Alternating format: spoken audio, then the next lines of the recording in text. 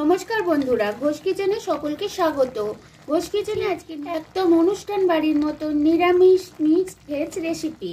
অনুষ্ঠান বাড়ির মতো নিরামিষ মিক্সড ভেজ বানানোর জন্য আমি যেগুলো নিয়েছি তার মধ্যে আছে 4টে আলু। আলুগুলোকে আমি এরকম সরু সরু করে কেটে নিয়েছি। 3টে গাজর, গাজরগুলোকেও আমি এরকম সরু করে কেটে নিয়েছি।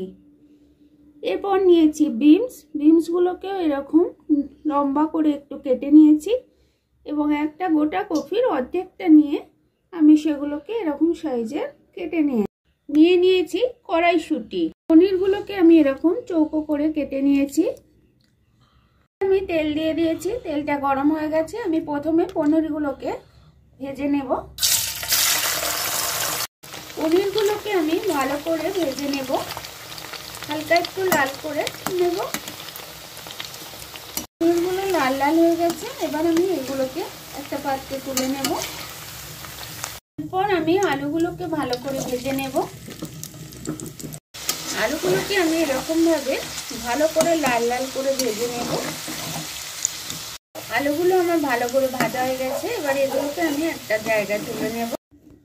এবারে এই তেলের মধ্যে আমি ফুলকপিগুলোকে ভালো করে ভেজে নেব। ফুলকপিগুলোকেও ভালো করে আমি একটু লাল করে ভেজে নেব। ফুলকপিগুলো আমার লাল করে ভাজা হয়ে গেছে। এবার আমি এগুলো একটা জায়গায় তুলে নেব। এবারে ওই তেলের মধ্যে আমি দিয়ে দেব বিনসগুলো। অনুষ্ঠান বাড়ির মতো নিরামিষ মিক্সড ভেজ কীভাবে বানাবেন এটা জানার জন্য আমার ভিডিওটা পুরোটা দেখুন এবং যারা চ্যানেলটিকে সাবস্ক্রাইব করেনি তারা চ্যানেলটি সাবস্ক্রাইব করুন। বিনসগুলো এবারে আমি ভালো করে ভেজে নেব। বিনসগুলো আমার লাল করে ভাজা হয়ে গেছে। আমি এর মধ্যেই দিয়ে দেব গাজর কুচিগুলো। গাজর বিনস যখন ভালো করে একটু ভাজা হয়ে যাবে তখন আমি এই স্টেজে দিয়ে দেব কড়াইশুঁটিগুলো। বিনস, গাজর আর কড়াইশুঁটি আমার ভাজা হয়ে গেছে। এবার আমি এগুলো একটু পাত্রে তুলে নেব। এবারে আমি তেলের মধ্যে দিয়ে দেব শুকনো লঙ্কার কুচি। এগুলোকে আমি ভালো করে ভেজে নেব। এ থেকে যখন একটা সুন্দর গন্ধ আসবে এই স্টেজে আমি দিয়ে দেব আদা পেস্ট। আদাটা যখন ভাজা ভাজা হয়ে যাবে এর মধ্যে আমি দিয়ে দেব কাশ্মীরি লঙ্কার গুঁড়ো। এরপর আমি এর মধ্যে দিয়ে দেব টমেটো পেস্ট। টমেটোটাকে আমি এরকম ভাবে নাড়তে থাকবো যতক্ষণ না টমেটোর কাঁচা গন্ধ ছাড়ছে এবং এর থেকে তেলটা ছাড়তে থাকে। টমেটোর ওপর থেকে যখন তেলটা এরকম ভাবে ছাড়তে থাকবে সেই স্টেজে আমি দিয়ে দেব কাজু পেস্ট।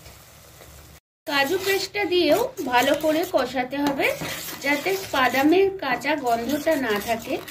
আর একটা কথা মাথায় রাখবে যে আমি যখন মশলাগুলো যতক্ষণ ভালোভাবে কষানো যায় ততই স্বাদটা খুব সুন্দর আসবে।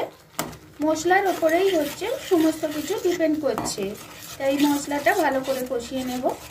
পেস্টটা দেওয়ার পর আমার এর ওপর থেকে তেল ছাড়তে শুরু করে দিয়েছে। এরপর আমি দিয়ে দেব টক দই। টক দইটাকে আমি আগে থেকে ফেটিয়ে নিয়েছি এবং টক দই দেওয়ার আগে কিন্তু গ্যাসের ফ্লেমটা অবশ্যই লো করবেন, না হলে কিন্তু টক দইটা কেটে যাবে। আর এটা একটু ফেটিয়ে নিলেও এই গ্রেভিটা খুব সুন্দর আসবে।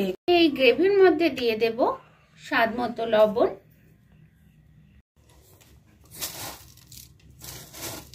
এবং এর মধ্যে আমি দেব চিনি। টক দই যেহেতু দেওয়া আছে তাই চিনিটাকে স্বাদের ব্যালেন্স রাখবে, চিনিটা অবশ্যই দিতে হবে। গ্রেভিটা আমার রেডি হয়ে গেছে। এবার আমি এর মধ্যে দিয়ে দেব ভেজে রাখা সমস্ত সবজিগুলো। আমি সমস্ত সবজিগুলো মশলার সাথে ভালোভাবে কষিয়ে নেব। সমস্ত সবজিগুলো আমার কষানো হয়ে গেছে। এবার এর মধ্যে আমি অল্প পরিমাণ জল দেব, কারণ এটা যেহেতু কম গ্রেভি হবে তাই বেশি জল দেব না। অল্প জল দিয়ে আমি এটাকে একটু ফুটিয়ে নেব। জলটা দেওয়ার পর যখন ফুটতে শুরু করবে এই স্টেজে আমি দিয়ে দেব ভেজে রাখা পনিরগুলো। পনিরগুলোকে আমি ভালো করে একটু এরকম ভাবে কষিয়ে নিই এবং এর মুখটাকে আমি চাপা দিয়ে দেব, কিছুক্ষণ ফুটিয়ে নেব। অনুষ্ঠান বাড়ির মতো নিরামিষ মিক্স ভেজ রেসিপি আমার কিন্তু এবারে পুরোপুরি রেডি হয়ে গেছে। এই রেসিপি কিন্তু গরম গরম লুচি এবং রাইসের সাথে খুবই সুন্দর লাগে। আপনারা যেটা দিয়ে ভালোবাসেন সেটা দিয়েই আপনারা খেতে পারেন।